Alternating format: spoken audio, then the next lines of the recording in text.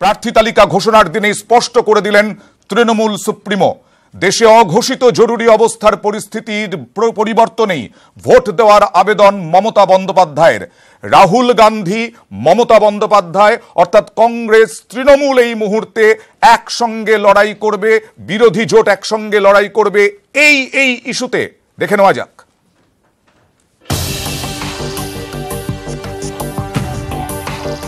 Super emergency থেকে গণতন্ত্রে ফেরার জন্যই ভোট। প্রার্থী তালিকা ঘোষণার সঙ্গে সঙ্গে নির্বাচনী অভিমুখ স্থির করে দিলেন তৃণমূল সুপ্রিমো। মমতা বন্দ্যোপাধ্যায়ের বক্তব্য, গণতন্ত্র রক্ষার লড়াই 2019-এ। দলিতদের উপর অত্যাচার, সংখ্যালঘুদের উপর অত্যাচার, মা বোনেদের উপর অত্যাচার, ছাত্র যৌবনকে বঞ্চনা, শ্রমিক কৃষকের লাঞ্ছনা, সর্বোপরি আমাদের ইতিহাসকে বদলে দেওয়া, ইনস্টিটিউশনগুলোকে টোটাল পলিটিক্যাল ইউজ করা এবং দেশে একটা ভয়ের বাতাবরণ তৈরি করা। অনেক সময় মনে রাখবেন, ঘোষিত এমার্জেন্সির থেকেও অঘোষিত এমার্জেন্সি আরো ডেঞ্জারাস। রাজ্যে 42টি আসনের সবকটি জেতাই লক্ষ্য, তবে আসন সংখ্যা নয়, মেরুকরণ ও সাম্প্রদায়িক শক্তির মোকাবিলাকেই বেশি গুরুত্ব দিচ্ছে তৃণমূল কংগ্রেস। প্রতিপক্ষ সর্বশক্তি দিয়ে ছাপাবে বুঝে সতর্কতা তৃণমূল সুপ্রিমো। এই পরিস্থিতি ভারতবর্ষে কখনো আগে হয়নি। তা সত্ত্বেও আমি মনে করি এবারের ইলেকশন খুব চ্যালেঞ্জিং ইলেকশন। একদিকে মোদিবাবুর হুঙ্কার, বিজেপির উগ্রবাদ রাজনীতি, দেশকে টুকরো করে দেওয়ার চক্রান্ত, বিভিন্ন স্ট্রাইকের নামে উগ্রতাবাদ নিজের রাজনৈতিক প্রয়োজনে কাজে লাগাবার জন্য অনেক চেষ্টা হয়েছে। ভোটের আগে রাফাল ও নোট বাতিলের মতো ইস্যু নিয়ে আক্রমণের ধার বাড়াচ্ছেন বিরোধীরা। এই ইস্যুগুলি আদতে নির্ণায়ক হয়ে উঠতে পারে বলেও মন্তব্য তৃণমূল কংগ্রেস নেত্রীর। ডিমনিটাইজেশনের দিন আরবিআই এর যে মিটিং হয়েছিল এবং তারা যে বলেছিল তারা এটাকে রেকমেন্ড করেনি নোটবন্দি, এটা একটা বড় স্ক্যান্ডাল, তা সত্ত্বেও মোদিবাবু তাদের কথা না শুনে তারা কিন্তু কাজটা করেছিলেন। কার স্বার্থে হয়েছিল নোটবন্দি? বারণ করা সত্ত্বেও উর্জিত প্যাটেলের সই আছে। This is the board meeting এর পেপার। নোটবন্দি করা হয়েছিল। রাহুল গান্ধীরা রাফেল নিয়ে যেটা বলছে ঠিক বলছে। I 100% I endorse the views. Note বাতিলের পর মোদী বিরোধী শক্তিকে এক ছাতার তলায় আনার কাজ শুরু করেছিলেন মমতা বন্দ্যোপাধ্যায়। তারপর ইউনাইটেড ইন্ডিয়া র্যালির মঞ্চ থেকে বিরোধী শক্তির উত্থান। আমরা ইউনাইটেড ইন্ডিয়া, ওরা হচ্ছে isolated people, isolated hatred the ইডিওলজিস। Modi সরকারকে হটানোর পাশাপাশি সর্বভারতীয় ক্ষেত্রে নির্ণায়ক শক্তি হিসেবে উঠে আসার চ্যালেঞ্জ তৃণমূল কংগ্রেসের সামনে। গণতন্ত্র রক্ষার অভিযান, এই স্লোগান তুলেই মাঠে নামার বার্তা দিলেন মমতা বন্দ্যোপাধ্যায়। নিউজ 18 বাংলা। চটজলদি আমাদের অতিথিদের সঙ্গে একবার পরিচয় করিয়ে দিই। আমাদের সঙ্গে রয়েছেন বিজেপি নেতা মোহিত রায়, আমাদের সঙ্গে রয়েছেন অধ্যাপক দেবাশিস সরকার, কংগ্রেস নেতা সন্ময় বন্দ্যোপাধ্যায়, তৃণমূল কংগ্রেস নেত্রী শশী পাঁজা, আমাদের সঙ্গে রয়েছেন অধ্যাপক সমীর চট্টোপাধ্যায় এবং রয়েছেন রাজনৈতিক বিশ্লেষক সার্থক রায় চৌধুরী। আসলে দেশাত্মবোধ, দেশের প্রতি প্রেম, পাকিস্তানের বিরুদ্ধে সন্ত্রাসবাদের যে অগ্রগতি, সন্ত্রাসবাদ বিরোধী যে অগ্রগতি, তা কি মোদীকে অনেকটা এগিয়ে দিয়েছে?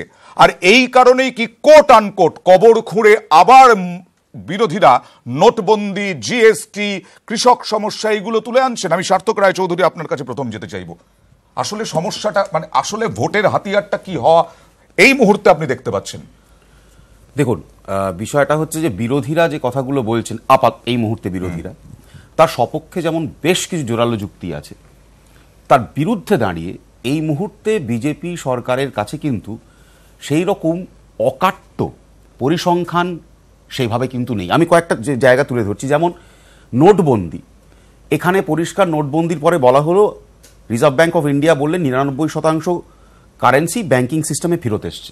এবং একই সঙ্গে তারা জানালেন 8ই নভেম্বর 2016 সালের মিটিংয়ে যে ব্ল্যাক মানি বা কালো টাকার পুরোটাই হয় রিয়েল এস্টেট আর নত অ্যাসেটে রূপান্তরিত হয়েছে, যার কোনো ইম্প্যাক্ট অর্থনীতিতে সেভাবে হয়নি। 2 নম্বর দেখুন, ট্যাক্সের ক্ষেত্রে এটা ভালো লক্ষণ। নোটবন্দির পরে প্রায় 56 লক্ষ নতুন করদাতাই অর্থনীতিতে যুক্ত হলেন, ঠিক, এবং কর বৃদ্ধির হার 12.6% পৌঁছে গেল, যা বর্তমানে কমে আবার 7% ফিরে এলো। কিন্তু নোটবন্দির আগে ডিরেক্ট ট্যাক্সের যে রেট অফ গ্রোথ ছিল 14% 17 সালে, এবং 2018 সালে যেটা ছিল 2015 সালে যেটা ছিল প্রায় 9%, এবং 2016 সালে ছিল 6.9%। তার থেকে কিন্তু যদি কম্পেয়ার করি কিন্তু ব্যতিক্রম না, তার কারণ 2011-তে আমি যদি একটা বলি, এবং নোটবন্দি নিয়ে আপনি যে পরিসংখ্যান দিচ্ছেন, বিজেপি নেতারা অন্যরকম পরিসংখ্যান দেবেন স্পষ্ট। জিএসটি নিয়ে যা পরিসংখ্যান দিচ্ছেন, আপনি কমের কথা বলছেন, নোটবন্দির পরে অনেক কিছু। এই পরিসংখ্যানের সোর্স কি? পরিসংখ্যানের সোর্স হচ্ছে খোদ রিজার্ভ ব্যাংক অফ ইন্ডিয়া, খোদ ফিনান্স মিনিস্ট্রি। দেখুন, টেররিস্ট ফান্ডিং নিয়ে সাউথ এশিয়ান টেররিস্ট পোর্টাল পরিষ্কার বলছে যে এই ডিমনিটাইজেশনের পরে টেররিস্ট ফান্ডিং কোথাও কমেনি, বরং বেড়েছে। 88% গ্রোথ হয়েছে সিভিলিয়ান ডেতে, সেখানে মারা গেছেন 152 জন মানুষ। 99% ইনক্রিমেন্ট হয়েছে প্রতিরক্ষার কর্মী মৃত্যুর ক্ষেত্রে, 217 জন মানুষ মারা গেছেন। একইভাবে সন্ত্রাসবাদীর মৃত্যুও বেড়েছে 91%। সন্ত্রাসবাদীর মৃত্যু বাড়ে কখন? যখন সে হাতিয়ার হাতে পায়, লড়াই করার পয়সা হাতে পায়। তাহলে এই ট্রেন্ডটাও ভুল। হ্যাঁ, বাণিজ্যের দিকে তাকিয়ে দেখুন। ঠিক, আমি এই ব্যাপারে বিস্তারিত আসবো, কিন্তু এই মুহূর্তে মহিতদা, একটা বিষয় হচ্ছে যে আজকে মুখ্যমন্ত্রী মমতা বন্দ্যোপাধ্যায়, তৃণমূল কংগ্রেস নেত্রী, তিনি সাংবাদিকদের সম্মেলনে বললেন খুব ইঙ্গিতপূর্ণভাবে আরেকটা কোনো স্ট্রাইক হতে পারে। কি স্ট্রাইক? ধর্মঘট না বাঁধ? কিছু বলেননি, বলা যাবে না যে এয়ার স্ট্রাইক বা কিছু, কিন্তু কোথাও একটা মোদির বিরুদ্ধে বা বিজেপির বিরুদ্ধে আবারও হয়তো হামলা হতে পারে পাকিস্তানের বিরুদ্ধে, এবং সেটা দিয়ে ভোটের জিগির তুলতে পারেন আপনারা। দেখুন, মমতা বন্দ্যোপাধ্যায় পশ্চিমবঙ্গে ক্ষমতায় থাকার জন্য ইসলামী মৌলবাদীদের সমর্থনকারী রাজনীতি দীর্ঘদিন ধরে করে আসছেন। ফলে তার গলায় পাকিস্তান প্রেমের সুর আসবে বারবার। পাকিস্তান টিভিতে তার কথাই দেখানো হচ্ছে, এটা তো খুব স্বাভাবিক। এবং মমতা বন্দ্যোপাধ্যায় এই কথাই উনি তো প্রায় বলেই দিয়েছেন যে পুলওয়ামার যে ঘটনাটা, এটা নরেন্দ্র মোদী চক্রান্ত করেছে যাতে এই দেশপ্রেমের এটা হয়। যে রাজ্যে বাংলাদেশ থেকে এসে মৌলবাদীরা ঘাঁটি গেড়ে খাগড়াগড় গড়ে, সেই রাজ্যের যিনি মুখ্যমন্ত্রী, তার মুখে এসব কথাই মানায়। সুতরাং দেশপ্রেমের বিষয়টাতে উনি যে ভয় পাবেন। বিরত করছি আপনাকে, আপনারা কি রাজ্যের জন্য এখন এই মুহূর্তে, না লোকসভা ভোটে দেশের জন্য ভাবছেন? না, দেখুন, আমরা তো ভারতীয় জনতা পার্টির কাছে সবসময় দেশ সবচেয়ে আগে, কিন্তু রাজ্যটা তো দেশের বাইরে নয়। এই রাজ্যটাকে যে পশ্চিম বাংলাদেশ বানিয়ে দেওয়ার একটা অবস্থায় নিয়ে যাওয়া হয়েছে, হ্যাঁ, সেটাকে যদি না রুখি তাহলে তো শুধু ভোট করলে হবে না। কালকে ধরুন ভোটে আমরা জিতেও এলাম, কিন্তু যদি এই পশ্চিমবঙ্গের যে 1 কোটি বাংলাদেশি রয়েছে তাদের যদি আমরা এখান থেকে সরাতে না পারি, তাহলে তো পশ্চিমবঙ্গের কোনো ভবিষ্যৎ নেই। পশ্চিমবঙ্গের কোনো ভবিষ্যৎ নেই। এবং এদের সমর্থন কারা? একটা প্রশ্ন আপনার বিনতভাবে একটা জিনিস জানতে চাইছি, প্লিজ আপনি আমাকে একজন সাধারণ নাগরিক হিসেবে দুটো কথা। একটা হচ্ছে এই যে বাংলাদেশিরা রয়েছে, এর কি ভিত্তি রয়েছে, 1, আর 2 হচ্ছে আমি সাধারণ নাগরিক ভারতীয় একজন হিসেবে জানতে চাইছি, আপনি কি পশ্চিমবাংলার মুখ্যমন্ত্রী মমতা বন্দ্যোপাধ্যায়কে দেশদ্রোহী বলছেন? শুনুন, আপনি আপনার ভাষায় বলুন। আপনি যদি এইটুকু না জানেন যে জ্যোতি বসু 1992 সালের গণশক্তির শারদীয়া সংখ্যায় লিখছেন, যে একদম ডেটা আমার কাছে এক্ষুনি নেই বলে বলছি, শারদীয়া সংখ্যায় বলছেন যে ওনার সময়ে 1977 থেকে 1992 15 বছরে বিএসএফ এবং আরেকটা ফোর্স দুটো মিলে প্রায় 6 লক্ষ বাংলাদেশিকে তাড়িয়ে দিয়েছেন। তার মধ্যে 2 লক্ষ হিন্দু, 4 লক্ষ মুসলমান, ঠিক আছে? তো এই যে 4 লক্ষ মুসলমান বা 15 বছরে যারা ধরা পড়েছে, আপনি যদি বাংলাদেশের স্ট্যাটিস্টিক্স দেখেন, পশ্চিমবঙ্গে 1971 পরে মুসলিম পপুলেশন এক্সপ্লোশন দেখেন, যে 20% গন টু 30%, এই 10% পুরোটাই হচ্ছে না, বাংলাদেশ। তাহলে কি এটাই ইস্যু এই মুহূর্তে রাজ্যে? না না, আমার কথা হচ্ছে পশ্চিমবঙ্গটা তৈরি হয়েছিল 1947 আমি বাঙালি হিন্দুর একটা স্বাধীন জায়গার জন্য। সেটাতে যদি হেরে যাই মোহিত বাবুকে দোষ দেয়া যায় না, জানেন তো, মোহিত বাবুকে দোষ দেয়া যায় না, কারণ যিনি তাদের নেতা এবং যিনি প্রধানমন্ত্রী, তিনি পরপর কিন্তু অসৎ কথা বলে গেছেন এবং ভুল ব্যাখ্যা দিয়েছেন, সুতরাং তাকে দোষ দেয়া যায় না। যারা 1947 সালেতে নিশ্চিতভাবে ভুল ব্যাখ্যা, কারণ দৃষ্টিভঙ্গিটাই ভুল, সবটাই তো কমিউনাল ভাবে তারা ভাবে। দেখুন, আপনি আলোচনাটা আরম্ভ করলেন যে হাতিয়ারটা কি, ঘুরিয়ে গেল মানে যে জিলিপির মতো আর কি, একটা প্যাঁচের মধ্যে ফেলা চেষ্টা, আপনি ওই প্যাঁচে পড়বেন না। 1947 যে ভাগটা হয়েছিল, দেশের ভাগ হিন্দু এবং মুসলিম হয়ে ভারতবর্ষ এবং পাকিস্তান হলো, আপনি দেখবেন যে তারা আবার কি সেইগুলোই ভাবছেন, তারা সেইগুলোই চাইছেন। না না, আপনি বলুন না, আপনি কংগ্রেসের সব নেতারা দেশপ্রেমের কথা তারা তুলবেন, পশ্চিমবঙ্গ হিন্দুদের জন্য জাতীয়তাবাদের কথা বলবেন, মানে সংবিধান অনুযায়ী সেই কথা বলে। যাই হোক, আমাদের এই রাজ্য নিয়ে কি এখন আলোচনা না লোকসভায় হাতিয়ার করা হবে? ভারতবর্ষ হয় না, আসছি মহিদা প্লিজ। হিন্দু ছাড়াও ভারতবর্ষ হবে না, মুসলমান ছাড়াও ভারতবর্ষ হবে না, এইটা আপনাদের বুঝে নিতে হবে। না 19% মুসলমান পশ্চিমবঙ্গে থাকেন, তারা 30% কি করে? এবং আবারও বলি, বন্ধ করতে হবে। আবারও বলি, মাননীয় যিনি বিশেষজ্ঞ আছেন খুব সুন্দরভাবে জিনিসটা আরম্ভ করেছিলেন, এবং সেটা আমাদের বুঝে নিতে হবে যে আসল হাতিয়ারগুলো, আপনি ডিমনিটাইজেশন কথা তিনি বলছিলেন, উনি অন্যদিকে ঘুরিয়ে দিলেন, কই 200টার বেশি মৃত্যু হলো, সেটা জবাবটা কে দেবে? সেটা কি আসবে না? ডিমনিটাইজেশন কিসের জন্য ছিল? এই বিষয়গুলো রাজ্য বিষয়টা পরে আসি, কারণ এয়ার স্ট্রাইক জাতীয়তাবোধ বিকাশ আপনাদের হাতিয়ার, না নোটবন্দি কৃষক সমস্যা বিরোধীদের হাতিয়ার? আমি অ্যাস্ট্রাইক করব না, আসবো না বন্ধ করতে পারেনি, এইগুলো দেখিয়ে তো ডিমনিটাইজেশনটা করা হয়েছে। আজকে আরবিআই যে স্টেটমেন্টটা দিল যে হ্যাঁ আমরা তখন বলতে পারিনি, আজকে আমরা বলছি, এইটা নিয়ে প্রধানমন্ত্রীর স্টেটমেন্টটা কি, কিংবা এখানে মোহিত বাবু বসে আছেন তার স্টেটমেন্টটা কি? তাহলে কেন এতদিন বাদে যারা তখন চুপচাপ ছিলেন, আজকের দিনে তারা সত্যটা প্রকাশ করছেন, তারা কোথাও না কোথাও তারা বুঝতে পারছেন যে আমরা ভুল করেছি? তার মানে সন্ময়দা, এটা যেটা দিদি বললেন যে আসলে কোথাও ভুল বুঝতে পেরেছেন, এখন ভুল বুঝতে পেরেছেন। আর রাফালের নথি অনেকদিন আগেই চলে গেছে রাহুল গান্ধীর হাতে। এই যে রাফালের নথি চলে যাওয়া, রাফাল দুর্নীতি এবং এই নোটবন্দির আগে আসলে কোন রকম তারা কোন রকম বাধা দিয়েছিলেন, আজকে উঠে আসছে এগুলো কি আবার খুঁড়ে আনছেন, কবর খুঁড়ে আনছেন? দেখুন, লোকসভা নির্বাচনটা রুটি, রাফাল, রোজগার, ডিমনিটাইজেশন, ব্যাংকিং ব্যবস্থা, সাধারণ মানুষের জীবনযাপন, এগুলো নিয়েই হওয়া উচিত। ঘটনাচক্রে পড়ে পাওয়া 14 আনা পুলওয়ামা পেয়ে একটা উগ্র জাতীয়তাবাদের হিড়িক তুলে নরেন্দ্র মোদী ভোট বাক্সে তার একটা প্রভাব ফেলার চেষ্টা করছেন। আমি মহিদার কথা শুনছিলাম আর আমি ভাবছিলাম যে হঠাৎ লোকসভা ইলেকশন থেকে 1947 পশ্চিমবঙ্গ, পূর্ববঙ্গ কেন চলে গেলেন বুঝতে পারি। এ কথা সত্য যে মমতা বন্দ্যোপাধ্যায়ের সৌজন্যে পশ্চিমবঙ্গে বিজেপির বাড়ন্ত হয়েছেন। দিদি যাই বলুন না কেন, 1998 সাল থেকে 2004 সাল পর্যন্ত পশ্চিমবঙ্গে যে বিজেপির গ্রোথটা, এনডিএ সরকারের হাল ধরে সেদিনকে যদি এনডিএ সরকারের মন্ত্রী মমতা বন্দ্যোপাধ্যায় না হতেন, আজকে মহিদ্দাদের কণ্ঠ এত সোচ্চার হতে পারত না। এটাও যেমন বাস্তব সত্য, তেমনি পাশাপাশি এই মুহূর্তে দাঁড়িয়ে পশ্চিমবঙ্গে মমতা বন্দ্যোপাধ্যায় যখন বিজেপির বিরুদ্ধে ঘোষণা করছেন, যুদ্ধ ঘোষণা করছেন, আমরা কংগ্রেস থেকে সেটা বিশ্বাস করতে চাই। আমরা বিশ্বাস করতে চাই মমতা বন্দ্যোপাধ্যায় বিজেপি বিপদে পড়লে যেন আবার হাতটা না ধরে এনডিএতে না ঢোকেন। কিন্তু পাশাপাশি এই একটা জায়গা দিয়ে একটু বলে একটা জায়গা বলবেন, পশ্চিমবঙ্গে বলবেন না, না ভুল কেন, বাস্তব 98 থেকে 2004 সাল পর্যন্ত আপনারা এনডিএ সরকারের শরিক ছিলেন না, মমতা বন্দ্যোপাধ্যায় ছিলেন না, মমতা বন্দ্যোপাধ্যায় ইতিহাস সেটাই তো আজকে বিজেপি করেছে। আজকে গত 7 বছরে গত 7 বছরে যেভাবে আরএসএস এর প্রতিষ্ঠান করেছে পশ্চিমবঙ্গে, কার সৌজন্যে একটা মৌলবাদকে আরেকটা মৌলবাদ দিয়ে আপনারা সিগনিফিকেন্ট ভাবে এখনো চলছে, যেটা ঠিক আসছে তাৎপর্যপূর্ণভাবে। সন্ময়দা সন্ময়দা প্লিজ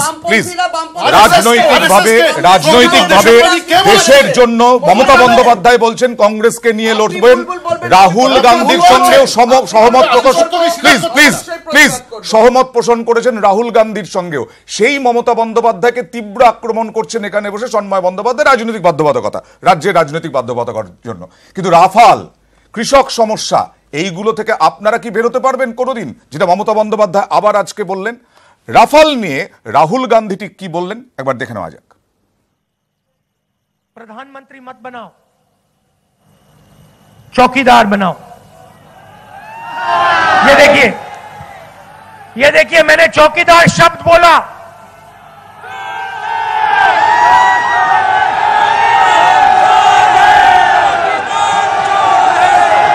ये देखिए चौकीदार, तो अब कुछ और बोलने की जरूरत नहीं होती, सिर्फ चौकीदार जवाब मिलता है। और फिर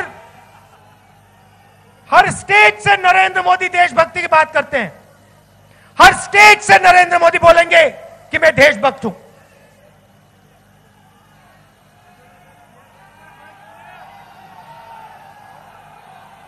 राफेल हवाई जहाज, नरेंद्र मोदी वायुसेना की प्रशंसा करते हैं, मगर नरेंद्र मोदी देश को यह नहीं बताते हैं कि उन्हीं पायलट्स और उसी वायुसेना के जेब में से नरेंद्र मोदी ने 30,000 करोड़ रुपए चोरी करके अनिल अंबानी के जेब में डाला है। কৃষক সমস্যা, বেরোজগারি অর্থাৎ কর্মসংস্থান, বেকারত্ব, এই সমস্তই বিরোধীদের এই মুহূর্তে ইস্যু। রাহুল গান্ধীও আরো একবার বলে দিলেন। দেবাশিস দা, এই মুহূর্তে যে ইস্যুগুলো, সেই ইস্যুগুলো কোথাও কি ধামাচাপা পড়ে গেছে এয়ার স্ট্রাইক দিয়ে, কোথাও কি ধামাচাপা পড়ে গেছে সন্ত্রাসবাদের বিরুদ্ধে লড়াই? এটা তো বারবার বলা হচ্ছে, আর এটা তো সত্যি আমাদের দেশের পক্ষে একটা বড় বিপদ, সন্ত্রাস। দেখো, ভারতীয় জনতা পার্টি তাদের তরফ থেকে সেই চেষ্টাটা থাকবেই। মানে আমি যদি বিজেপি রাজনৈতিক দল তার অবস্থান থেকে দেখি, সেই চেষ্টাটা মানে যে বারবার করে একটা উগ্র জাতীয়তাবাদ এই বিষয়টাকে সামনে টেনে আনা, ভারতীয় জনতা পার্টির তরফ থেকে তো এই চেষ্টাটা থাকবেই খুব স্বাভাবিকভাবে, যে ধর্ম নিয়ে যদি পোলারাইজেশন করা যায়। ধর্ম নিয়ে নয়, জাতীয়তাবোধ আসছি, হ্যাঁ, এগুলো বিভিন্ন মাত্রা। গত 4.5 বছর আমাদের দেশে দুর্ভাগ্যজনকভাবে সমস্ত রাজনৈতিক চর্চাটাকে বারবার করে হত্যা করবার চেষ্টা করা হচ্ছে ধর্মের জিগির পেলে। কেন বাধ্যবাধকতা? কেন ভারতীয় জনতা পার্টি মাননীয় নরেন্দ্র মোদী সাহেবের নেতৃত্বে কেন্দ্রীয় সরকারের বাধ্যবাধকতা হচ্ছে ধর্ম নিয়ে চর্চা করা, বাধ্যবাধকতা হচ্ছে উগ্র জাতীয়তাবাদ নিয়ে চর্চা করা, বাধ্যবাধকতা হচ্ছে যখন ভারতবর্ষ দুর্ভাগ্যজনকভাবে জঙ্গি হানায় আক্রান্ত হয়েছে, সেই সময় যখন ভারতবর্ষের সেনারা তাদের জীবন ত্যাগ করে প্রত্যাঘাত করছে, এই জায়গায় কোথায় দেশের সমস্ত মানুষ সলিডারিটি নিয়ে আমাদের তাদের পাশে দাঁড়ানোর কথা, সেটাকেও কোথাও ওই একটা রাজনীতির চর্চার মধ্যে থাকে। তৃণমূল কংগ্রেস নেত্রী বলেছেন যে পুলওয়ামা ঘটনা আসলে তৈরি করা নরেন্দ্র মোদি। আমি কিন্তু মহিদ্দা যে কথা বলবেন সেটা তো মহিদ্দা তার কথা বলার জন্য এখানে এসেছেন। আমি বলছি ভারতীয় জনতা পার্টির বাধ্যবাধকতা। কেন বাধ্যবাধকতা? 4.5 বছরে সেই বাধ্যবাধকতা ছিল না। কেন এই বাধ্যবাধকতা? বাধ্যবাধকতা হচ্ছে এই কারণে যে দেশ স্বাধীন হওয়ার পর এই 4.5 দশক সময়কালে ভারতবর্ষে বেকারের যে গ্রোথ রেট, একদম কেন্দ্রীয় সরকারের যে তথ্য এবং তার সাথে একটা ইন্ডিপেন্ডেন্ট রিসার্চ ইনস্টিটিউট সিএমআই আন্তর্জাতিক স্তরে স্বীকৃত আর কি, তাদের তথ্য কনফার্ম করছে 4.5 দশকে এই রেকর্ড পরিমাণ বেকার সমস্যা তৈরি হয়নি।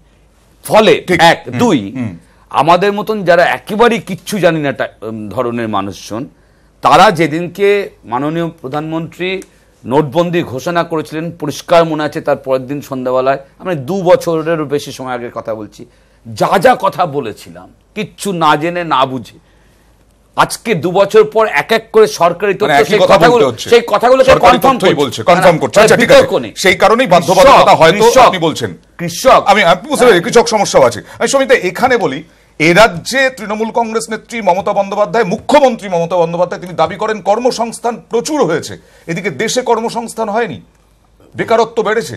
বেকারত্ব বেড়েছে বলতে 2 কোটি লোকের যে চাকরি দেওয়ার প্রতিশ্রুতি, 15 লক্ষ টাকা করে 15 লক্ষ টাকা করে দেওয়ার যে গল্প, এই যে ভাওতাগুলো উনি বলছেন নরেন্দ্র মোদী 2 কোটি কর্মসংস্থান 15 লক্ষ টাকা ব্যাংক অ্যাকাউন্টে প্রশ্ন করছি না, কিন্তু না সময় আমি প্রশ্ন করছি না, এই রাজ্যে তো বটে জানতে চাইছি।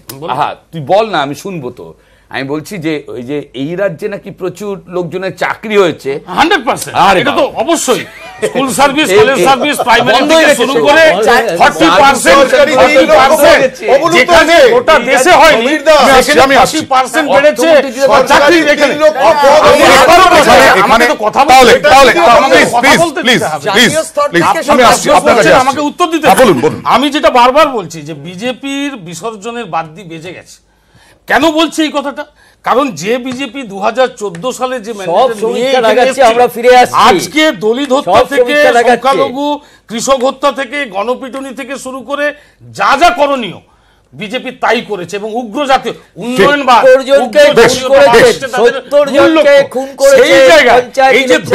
এখানে রাজ্যের মন্ত্রী আছেন, তার কাছ থেকে শুনে নি। কারণ দেবাশিস সরকার জানতে চেয়েছিলেন এই রাজ্যে কর্মসংস্থান হয়েছে, কে বলল? দেখুন, উনি তো বললেন এটা, আমি নিশ্চয়ই একটা হোয়াইট পেপারে চেয়ে নিন, আমরা উত্তরটাও দিয়ে দেবো। এটা লেজিসলেটিভ অ্যাসেম্বলিতে রেকর্ডেড আছে বইতে, কোনো অসুবিধা নেই, আপনি উত্তর পেয়ে যাবেন, সেটা ব্যাপার নয়। ব্যাপারটা হচ্ছে আবারও একই জাতীয় স্তর, আমরা লোকসভা নির্বাচন কথা বলছি, এবং প্রত্যেকটি পার্টির কি দৃষ্টিভঙ্গি, কি হাতিয়ার থাকবে। কিন্তু এখানে আরেকটা জাস্ট যোগ দেব, আপনার সমস্ত রাজনৈতিক আমি জাস্ট কিছু বলছি না, আমি কন্ট্রাডিক্ট করছি না। আমি বলছি যে যখন ডিমনিটাইজেশন নিয়ে কথা বললেন এবং বললেন যে সেদিনকে আপনি স্টুডিওতে বসে যা যা বললেন ইত্যাদি, বাট যদি রাজনৈতিক দলগুলো দেখেন তাহলে প্রথম কিন্তু মমতা বন্দ্যোপাধ্যায় কিন্তু প্রতিবাদটা করেছিলেন, এবং সারা দেশে প্রথম তিনি কিন্তু আওয়াজটা তুলেছেন। এই নেই মানে প্রথম কে দ্বিতীয় কে, না না না, এটা সমস্ত পার্টির মধ্যে মানুষ বলতে পারে, সমস্ত পার্টির মধ্যে কিন্তু ফার্স্ট উনি প্রটেস্ট করেছিলেন। পার্টি প্রেস কনফারেন্স দিয়ে পরের দিন একই কথা বলেছিলেন। মমতা বন্দ্যোপাধ্যায় বিভিন্ন রেকর্ড দেখেন, নোটবন্দির দিন 8ই নভেম্বর 2016 সালে জুড়ে তোলপাড় হয়েছে। আচ্ছা বলুন তো, যতবার মোদি ডিসিশন নিচ্ছে রাত্রিবেলায় কেন ঘটনাগুলো ঘটে? আপনি আরবিআই বলুন, সিবিআই ডিরেক্টর চেঞ্জ বলুন, এই যে সাংবিধানিক প্রতিষ্ঠানগুলোকে ভেঙে দেওয়া জোর করে রাজনৈতিক স্বার্থে লাগানো, এটা আপনারা নেতৃত্ব করছেন।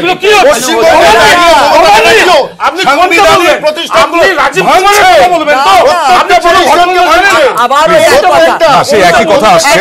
রাজ্যে কৃষক আত্মহত্যার কথা হলো, প্রত্যেকটা সাংবিধানিক প্রতিষ্ঠানকে দিল্লি ঘুরে ফিরে আপনাদের ফেভারিট গেমে চলে আসবেন না।